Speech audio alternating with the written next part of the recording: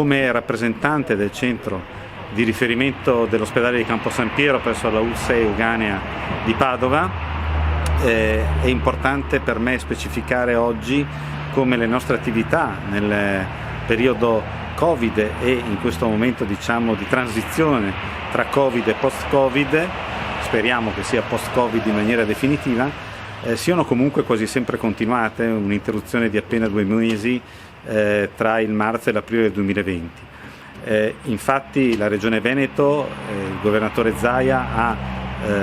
decretato come le attività sui malati rari dovessero continuare, e questo è successo regolarmente presso l'ospedale di Campo San Piero.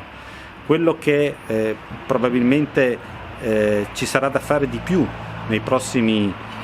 mesi, nei prossimi anni, è una maggiore collaborazione con la genetica per quanto riguarda le preparazioni dei pazienti candidabili a terapia genica, e quindi finalmente avere una soluzione per malattie che altrimenti non sono curabili, e avere anche prospettive di prevenzione primaria mediante percorsi di fecondazione assistita con diagnosi genetica preimpianto.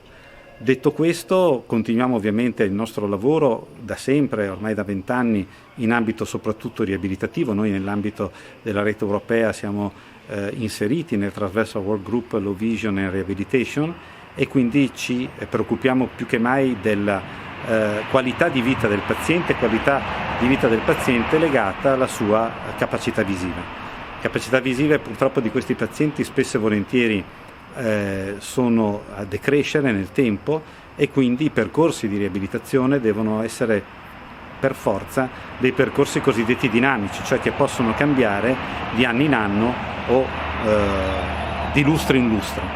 Detto che la nostra attività di riabilitazione si basa sull'expertise di bravissimi ortottisti e assistenti in oftalmologia che lavorano con noi ormai da molti anni e che sono in grado nella maggior parte dei casi di dare soddisfazioni importanti ai pazienti, per poi non dimenticare le prospettive future sia di terapia che di prevenzione. In tutti questi contesti fondamentale è anche il supporto dell'associazione Retina Veneto, un'associazione no profit che riunisce i nostri pazienti, i loro caregivers, specificando come è importante associarsi per persone affette da malattia rara, per avere voce comune nel riferire le problematiche in maniera efficiente ed efficace alle decisori di politica sanitaria della Regione Veneto e più in generale dell'Italia. In questo ambito Retina Veneto sta lavorando ormai da molto tempo, la sua sede è presso l'ospedale di Campo San Piero, quindi molto vicino, anzi di fianco ai nostri ambulatori del centro di riferimento regionale, e in questo senso sono importanti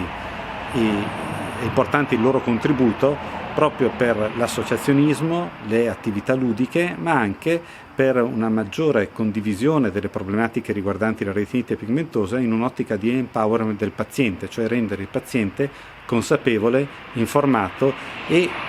collaborativo nei confronti delle proprie terapie, delle proprie diagnosi, delle proprie prospettive di prevenzione e di cura.